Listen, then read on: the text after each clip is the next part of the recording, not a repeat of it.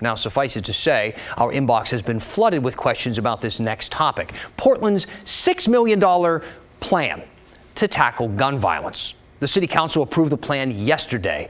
The exact price tag is $5.9 million, and most of it, about $4 million, goes toward community groups and nonprofits, people already working with neighborhoods that have been hit hard by this violence. More than $1 million will go toward hiring 24 unarmed park rangers to patrol Portland's parks around the clock.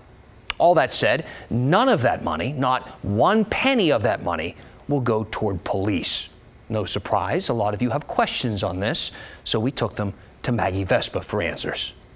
Between the story inbox and our chat on Sunrise Extra, we got a ton of questions about Portland's plan to tackle gun violence. So let's dive right in. Scott's question is sure to grab some attention. He asked, oddly enough, it seems I have not heard of many shootings occurring in parks. Can you tell us the percentage? We sent this to the Portland Police Public Information Team, and we got a response within minutes. Lieutenant Greg Pashley wrote, quote, from July 1st, 2020 through March 28th, 2021, approximately 2.84% of shooting incidents in Portland occurred in parks.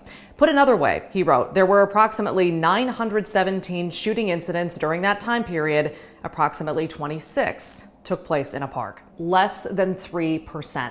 Now, just to make sure you have as much context as possible, I responded and asked police if maybe shootings happened near parks, like across the street, and just weren't recorded in their system as being in a park. We also asked perhaps if some started with a conflict in a park and then traveled elsewhere, and that's where shots were actually fired. Police didn't have that context. So that in mind, we sent that stat over to every city commissioner and the mayor's office. And we asked, if less than 3% of shootings since last summer have happened in parks, why is the city putting more than $1 million into hiring park rangers to combat gun violence? Especially given that Wednesday, the chief of police said the bureau is stretched way too thin and officers are overwhelmed with these shootings. And we got a statement back from Parks Commissioner Carmen Rubio's office. It said, quote, the core goal of this plan was to direct resources so as to prevent situations from escalating to shootings.